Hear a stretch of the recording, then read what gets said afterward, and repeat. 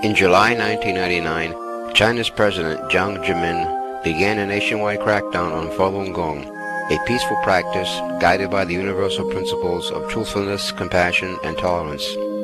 This ancient practice for mind, body, and spirit has benefited millions of people in over 50 countries around the world.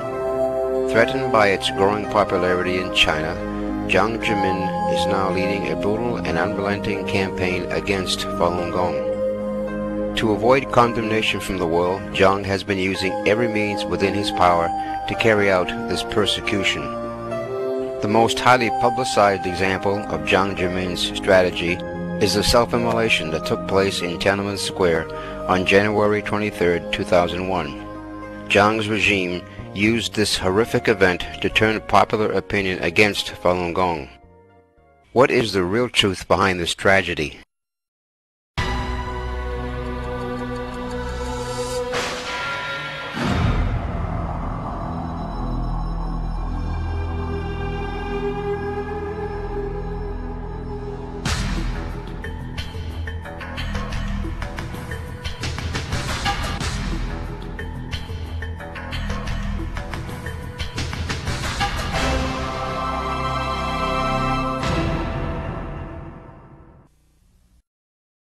According to China's state-run news agency Xinhua, at 2:41 p.m. on January 23rd, on the northeast side of the People's Hero Monument, a man named Wang Jindong set himself on fire. 4 policemen immediately surrounded the man with several fire extinguishers. In less than 1 minute, the fire was put out. A few minutes later, on the north side of the People's Hero Monument, 4 women also set themselves on fire. A minute and a half later, the police had put out those fires. The entire scene played out in less than 7 minutes. Somehow, the Xinhua news agency broadcast its report of this incident to the whole world within 2 hours of the time of occurrence. Normally, every report from Xinhua must be approved by all levels of government before it can be broadcast to the public. However, news of the self-immolations was broadcast in an unusually short time.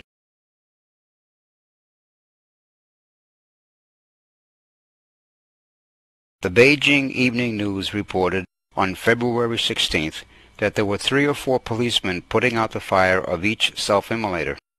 Altogether, they had about 25 pieces of firefighting equipment. This story differed significantly from the program broadcast by Chinese Central TV on the day the incident occurred. The CCTV program showed that there were only 2 police cars at the scene.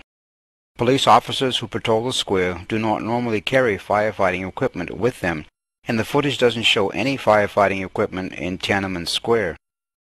In Beijing, the closest building to the People's Hero Monument is at least 10 minutes away. Where did the policemen get the equipment, and how did they get it so quickly? Why would 2 police vehicles be carrying 25 pieces of firefighting equipment to patrol Tянънмъn Square? Were they expecting to put out a fire that day?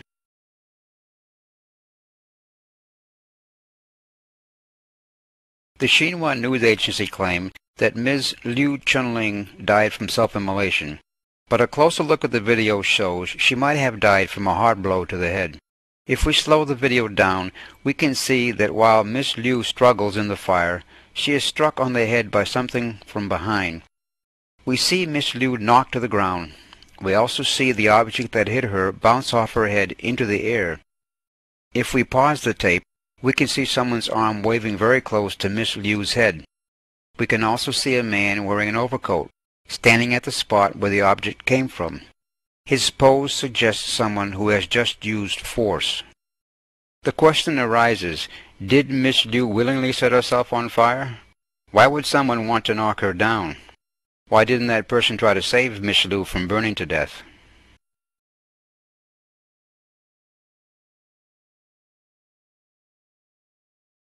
The Chinese media claims that it was CNN journalists who recorded the close-up shots. But the head of the international department of CNN stated that CNN did not film anything because at the very beginning of the incident, CNN reporters were arrested and their equipment confiscated. CNN did not have a chance to shoot any footage. When we look again at the tape from Chinese Central TV, we can see a man carrying a camera bag at the scene. He seems to be shooting the whole incident from close by. Who is he? Why didn't the police stop him the way they stopped the CNN reporters?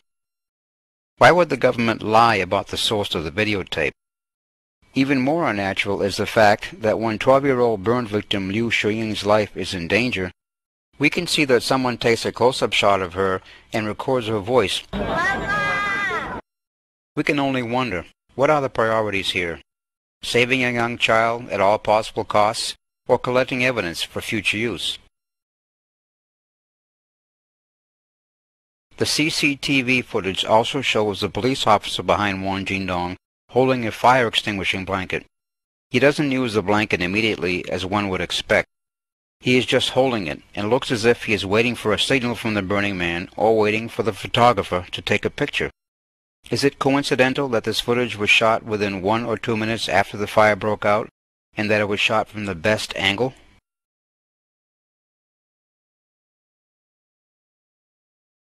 Let's examine the man who set himself on fire. Falun Gong requires practitioners to sit with both legs crossed while meditating. The position is called the full lotus position. Beginners are allowed to sit in half lotus position with just one leg crossed over the other. As we can see in the video, the man Xinhua claims to be a Falun Gong practitioner is not even sitting with one leg crossed. The media reported that Wang Jindong had been practicing Falun Gong since 1996. Isn't it strange that he is unable to sit in the full lotus position? When we compare this man to a photo provided by the government, which shows Wang prior to the self-immolation, we can see that the scalp line of the self-immolator is very neat all the way across the top of his forehead. We can't see his hairline. It even looks like he might be wearing a wig or a mask. It is common knowledge that human hair burns very easily and quickly. Wouldn't his hair be one of the first things to burn? How can it be so neat after he was engulfed by flames? Could Wang Jindong be wearing fireproof clothing? He looks bundled up as if he's wearing layers of extra clothes. Notice the plastic Sprite bottle between the man's legs. It looks brand new, as if the flames never touched it. Government officials claim that Wang Jindong drank gasoline from the Sprite bottle before he set himself on fire, and that he was very seriously burned. How is it possible that a plastic bottle filled with gasoline, encompassed by a burning man's legs, remains in perfect condition? Another alleged self-immolator, Liu Bairong, was never mentioned in the news agency's first report, and there is no footage to show she was in Tiananmmen Square. She claimed she was prepared to self-immolate, but changed her mind at the last minute when she saw the others burning.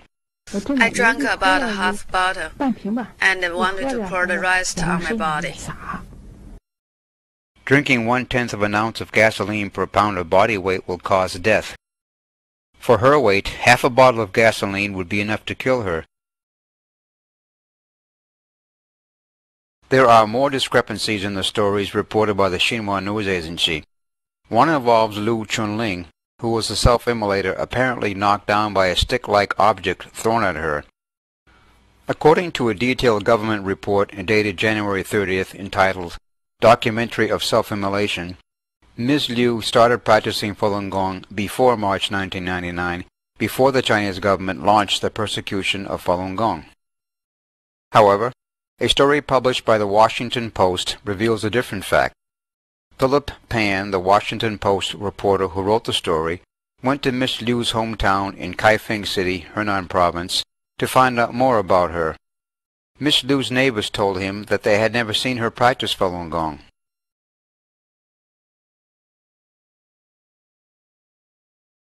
Standard medical procedure dictates that patients with large areas of burned skin be placed in an isolated, sterile room, because the burned area needs to be exposed to the air.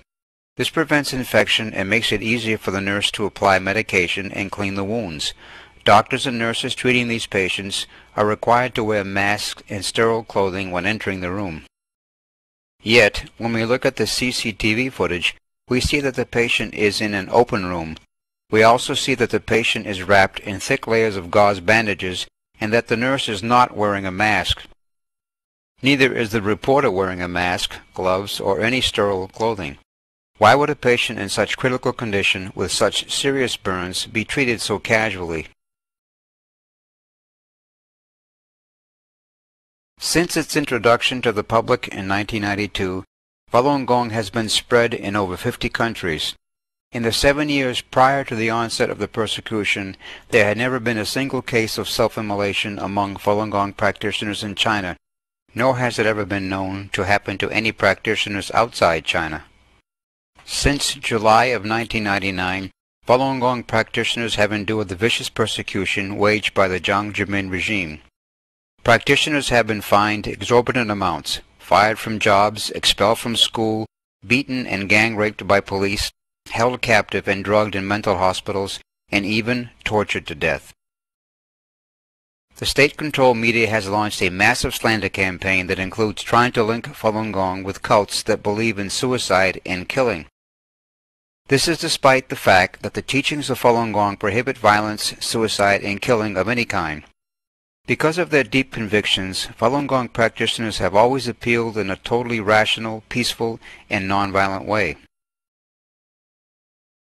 The purpose of this apparent staging of multiple self-immolations is clearly to incite hatred among the Chinese people toward Falun Gong practitioners and to discredit Falun Gong in the eyes of the world.